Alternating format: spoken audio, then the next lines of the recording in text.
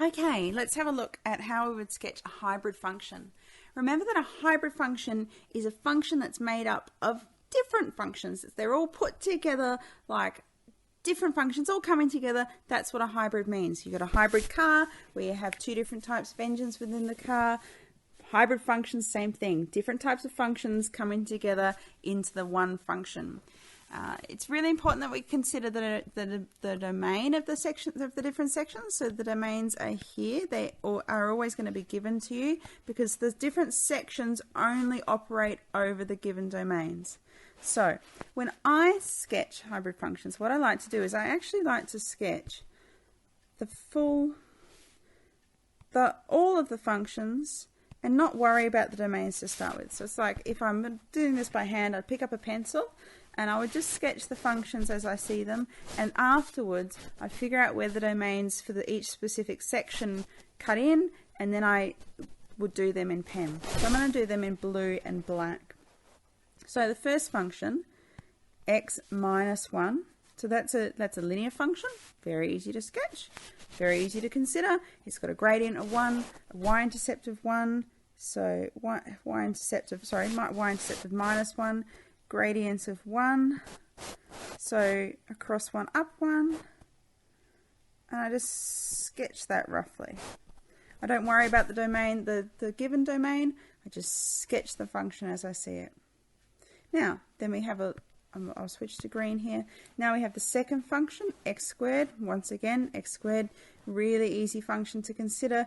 It's the basic parabola, has a x and y intercept at 0, 0. It's got a gradient of 1 or a dilation factor of 1. So remember, across 1, up 1. So we go across 1, up 1, across 1, up 1, and we get basic parabola there. Oh, and a bit crooked on the side there. Okay, and the last function that we have, 4 minus x, once again, another linear equation, a gradient this kind of time of -1, so across 1, down 1, and a y-intercept of 4. So we've got 1, 2, 3, 4. That's the y-intercept, across 1, down 1, connects the lines. Okay, so you can see it's just a rough sketch. So now we've got 3 lines on there, 3 different functions. So in order to make the hybrid function, we've got to consider each of the different domains and figure out where each section starts and stops. So the first domain is x is less than minus 1, less than -1. So we have -1 here. So that means, and this is the first function, x minus 1, is the function that happens at this time. Now, because we've got a less than -1, that means this function actually doesn't touch that point at -1. It's going up to, approaches -1, but it doesn't actually reach it. So what do we do? The hollow dot to represent that. And now I grab my black pen and I draw over the blue line. Okay, so the black plane is going to be like my final solution. Now we look at the x squared. Now the x squared is over the domain from -1 up to 1, where x can equal -1 and x can equal 1. So I look at where x equals -1. I go up to the function x squared and I do a closed dot, because that's representing that that function can actually have a value where x equals -1, and I fill the line in, make it really clear, and I go up to x equals 1, and I can actually equal that value there as well. So I do a closed dot as well for that. Okay, so make it nice and clear that this is the function over that domain, that section of the domain. Okay, the last function, the yellow function, 4 minus x, that's when x is greater than 1. We can't have x equaling 1 on this function, but x can approach 1, be really close to it, but we just can't have that value. And the way we show that is with the hollow dot.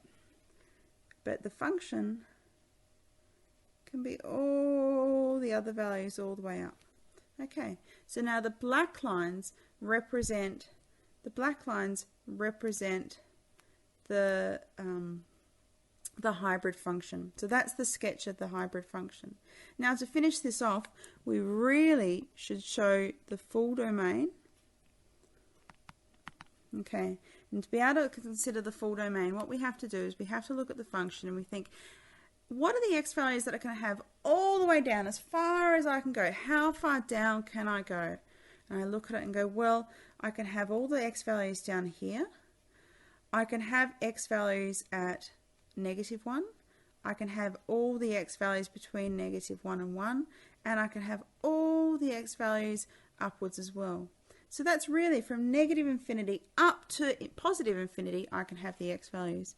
So the easiest way for us to write that is x is an element of all the real numbers. Okay, now to figure out the range, I need to figure out all the y values that I can have. So how far up and down can I have? So we look down the y-axis, and I think for this first section, for the x minus 1, from x equals -1, I can have, which is y equals -2. So I can have all the way down there, okay, all the way there. In the middle function, I can have from y equals 1 to y equals 0. And then for the third function, I can have from just below y equals 3 all the way down. And we've got to remember that linear function 4 minus x continues on. We haven't been told when that stops, it just continues on. So that means we can have all the y values down. So that actually covers the gap we have with the first two functions. So that means with our y values, I can have all the way down to -infinity and all the way up to 3, except that we can't touch 3. So there are two ways that we can write that. We can either say that y is an element from -infinity up to 3 but not including 3 using interval notation, or we can say that y is less than 3. Either way is fine, it really doesn't matter. The last thing that we need to have a bit of a look at is the function notation, when we have different values of x. So just say I've got x equals -2, so that's the function when x is equal to -2. Okay, so when you're doing hybrid functions, you've got to figure out, where does this section fit in? Which section of the function does that match up with? So you look at the domains. X is -2, that fits into the first section. So I substitute the -2 in for x in the first function. Okay, so the function when x equals -2 is -3. Similarly, if we have x is equal to 1/2. Let's think about where that fits. 1/2 is within the domain from -1 to 1. So that means I use the function over this domain to figure out the value of the hybrid function. So instead of writing x, I'm going to write the value of x that I have, and I'm going to square that so the function is equal to 1/4. I hope this helps. Let me know if there's anything else we can do with sketching hybrid functions. Hybrid functions can be a bit tricky, especially when we don't know how to sketch the functions. But when you've got nice linear lines or nice quadratics that are really easy to sketch, no worries whatsoever. Okay, talk to you soon.